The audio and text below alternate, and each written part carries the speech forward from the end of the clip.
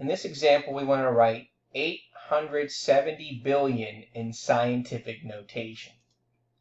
Now, a number is written in scientific notation if it has the form a times 10 to the nth power, where a is a decimal number such that a, or the absolute value of a, is in between 1 and 10, but it can include 1 but not 10, and n is an integer.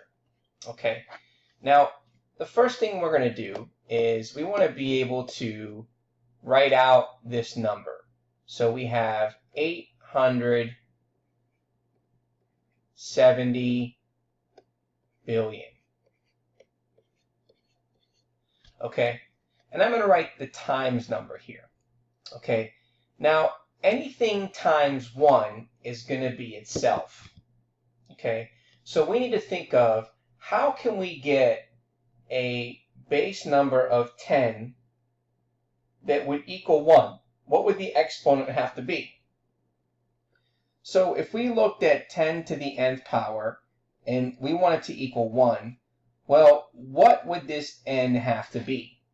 Well, that n would have to be 0. So that 10 to the 0 is the same thing as 1. So if I wrote this times 1, this is the same thing as saying 870 billion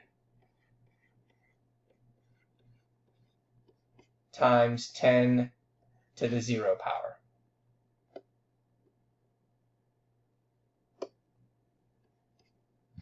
Okay? Now what we want to do is we want to follow the pattern that it said in our rule. We want to make sure that the value of a is going to be in between 1 and 10. So we're going to look at the decimal of this number, and this is where it's located. And we're going to be moving it to the left to make sure that that decimal is going to be in between 8 and 7. So let's count how many decimal places we need to move to the left. 1, 2, 3, 4, 5, 6, 7, 8, 9, 10, 11. So it takes 11 spaces to move there. So we're going to take this 0 exponent and then add 11.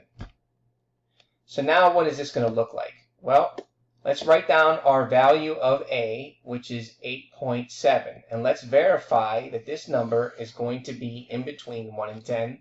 And the answer is yes. And then we're going to multiply it by a power of 10.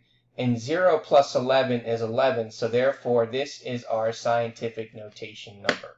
8.7 times 10 to the 11. Let's check our result.